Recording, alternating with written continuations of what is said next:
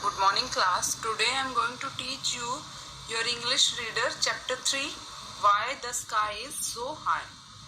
आसमान इतना ऊंचा क्यों है. ठीक है. Match the riddles with their correct answer. ये थोड़ी पहेलियां हैं, इनको मैचअप करना है आपको. ओके. जैसे व्हाट डिड द कैट से टू द माउस. कैट ने माउस से, बिल्ली ने चूहे से क्या कहा. ठीक है. इस टाइप से इनको मैचअप करना है. ये इसका मीनिंग था. अब देखो चैप्टर स्टार्ट करते हैं. Have you ever seen the sky touching the earth. क्या आपने स्काई को अर्थ से टच करते हुए देखा है. मतलब आसमान को क्या धरती से टच करते हुए देखा है. What is this place called. इस जगह को क्या कहा जाता है. Long ago the sky was not so high. बहुत टाइम पहले की बात है, आसमान जो है वो ऊंचा नहीं था. It was quite low. ये बहुत थोड़ा नीचा था. You could easily stretch your hands up and touch the sky. आप आसानी से अपने बाहों को खोल के, हाथों को खोल के उसको आसमान को टच कर सकते थे कि आसमान इतना नीचे था. At that time there was a village in which there lived a bent old women.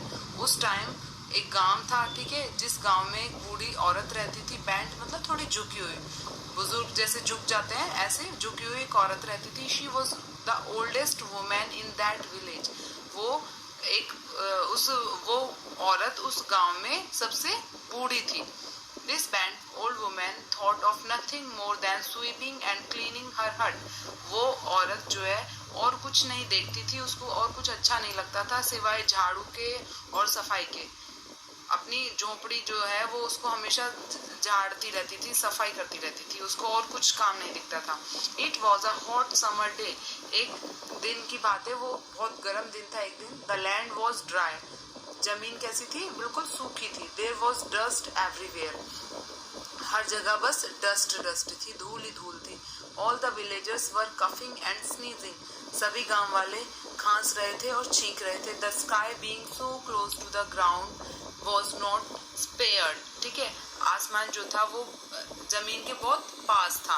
It coughed and sneezed. इसने भी खांसा और छींका. The old woman hut too was covered with dust. उस बूढ़ी औरत की जो हट थी, झोपड़ी थी, वो भी डस्ट से कवर हो गई, मतलब धूल से भर गई.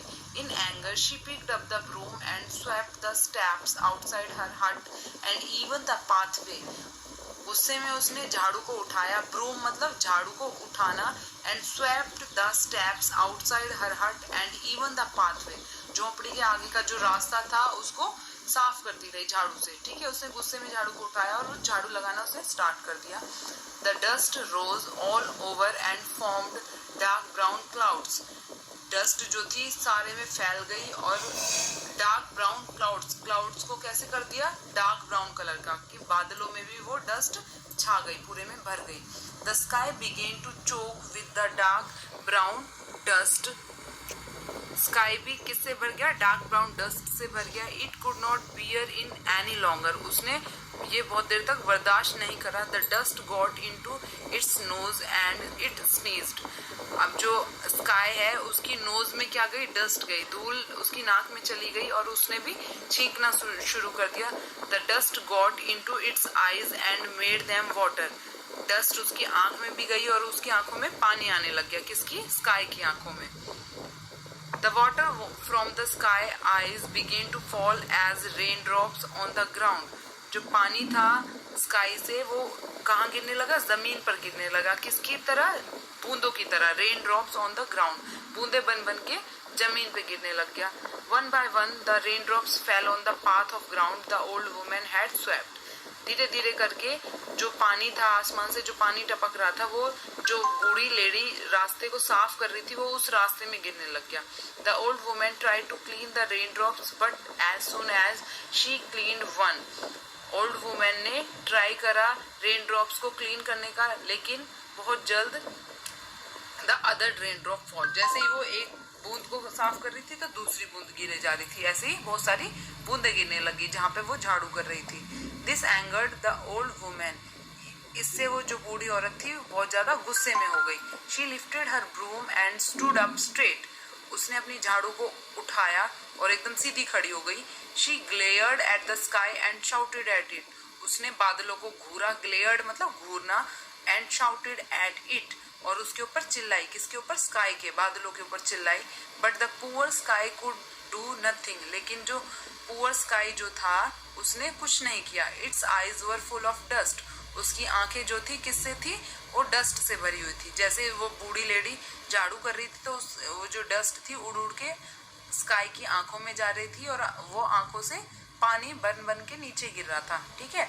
तो वो स्काई ने कुछ नहीं किया, लेडी उसको डांट रही थी। The rain drops did not stop, जो उसकी आंखों से पानी गिर रहा था वो रुकना बंद नहीं हुआ। This angered the old woman even more, अब बूढ़ी औरत को और ज्यादा गुस्सा आया। She picked up her broom and wagged, wagged होता है मतलब बहुत जोर से मारना किसी चीज को, ब्रूम मतलब होता है झाड़ू। उसने अपनी झाड़ू को उठाया और बहुत जोर से स्काई में दे मारा झाड़ू को। द स्काई विद इट, ठीक है, बूढ़ी औरत ने झाड़ू को उठाया और बहुत जोर से झाड़ू को दे मारा। The sky could take it no more, बादल ने कुछ नहीं किया। Sneezing and coughing and weeping and crying, बादल बस क्या कर रहा था, खांस रहा था, छींक रहा था, चिल्ला रहा था, रो रहा था, ठीक है। The sky flew up up and up up away from the old women's broom, जब जैसे ही वो लेडी उसको झाड़ू से मार रही थी स्काई को, तो इस सब को देख के बादल जो है बहुत ऊंचा ऊंचा ऊंचा बहुत ऊंचा चला गया। Never to come down again, और वो कभी वापस नीचे नहीं आया, ठीक है। तो ये एक छोटी सी स्टोरी थी। The sky was, why the sky is so high, story का नेम था बादल इतना ऊंचा क्यों है। क्यों था बादल इतना ऊंचा, क्योंकि उस लेडी ने उसको हिट किया था, तो गुस्से में वो इतना ऊपर चला गया कि कभी वापस नीचे ही नहीं आया, ठीक है। अब इसकी एक्सरसाइज को आपको करके सेंड करना है। देखो पेज नंबर 30 पे, पेज नंबर 30 पे नाउन्स दे रखे हैं, ठीक है। इसमें क्या करना है, सिंगुलर का प्लूरल बना के दे रखा है आपको, जैसे बर्ड का बर्ड्स, बस buses. Now change these words into singular और प्लूरल, ठीक है। पेज नंबर 30 पे आपको नीचे 1 to 6 तक जो नाउन्स दे रखे हैं, कुछ आपको सिंगुलर दे रखा है, कुछ प्लूरल दे रखा है, कुछ का सिंगुलर बनाना है, कुछ का प्लूरल बनाना है। जैसे ऑफिस, ऑफिस का बन जाएगा ऑफिसेस। नेक्स्ट दे रखा है फॉक्सेस, फॉक्सेस का बन जाएगा फॉक्स, ठीक है, इस टाइप से बन जाएगा। नेक्स्ट देखो पेज नंबर 30 पे ही क्वेश्चन नंबर 2 दे रखा है आपको, rewrite them using plural form of the underline words. Underline words हैं जो उनका क्या बनाना है, सिंगुलर का प्लूरल बनाना है। फर्स्ट क्वेश्चन जैसे दे रखा है, the knife is on the table, knife को और टेबल को उन्होंने अंडरलाइन करके दे रखा है, ठीक है। तो the knives are on the table, ठीक है। अब देखो फर्स्ट क्वेश्चन कैसे करना है। क्वेश्चन 1 है आपका, पेज नंबर 31 पे क्वेश्चन 1 दे रखा है, the animal is in the cage.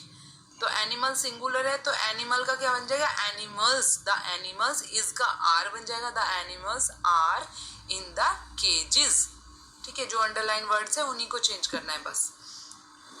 इस तरह से आपको करके सेंड करना है। पेज नंबर 31 पे थर्ड क्वेश्चन है, कलेक्टिव नाउन जो दे रखा है उसका एक साइड पिक्चर बनाया हुआ है, एक साइड लिखा हुआ है। फर्स्ट है अ पाइल ऑफ बुक्स, तो बुक्स से मैच करना है उसको। A fleet of ships, ships की फोटो दे रखी है उसको उससे मैचअप करना है। इसी तरह से सारा करना है, ठीक है। नेक्स्ट है page number 32, pick out the collective nouns. Collective nouns को पिक करना है, herd, city, umbrella. Collective noun कौन सा होता है जिसमें हम कलेक्शन की बात करते हैं। जैसे फर्स्ट क्वेश्चन है हर्ड, हर्ड मतलब होता है किसी चीज का झुंड, ठीक है। इसमें से कलेक्टिव नाउन क्या होगा, हर्ड, ओके। इसी तरह से आपको सारे करने हैं। नेक्स्ट है पेज नंबर 32 पे फर्स्ट क्वेश्चन दे रखा है, अक्रॉस डाउन, ये जिगजैग पजल सा बनाया हुआ है। एम्प्टी का हमें अक्रॉस लिखना है, ठीक है। एम्प्टी का क्या होता है, फुल, एम्प्टी का फुल हो जाएगा। ऐसे डाउन का राइज दे रखा है, ठीक है, उसका ऑपोजिट लिखना है। इसी तरह से आपको करके सेंड करना है, ओके क्लास, थैंक यू।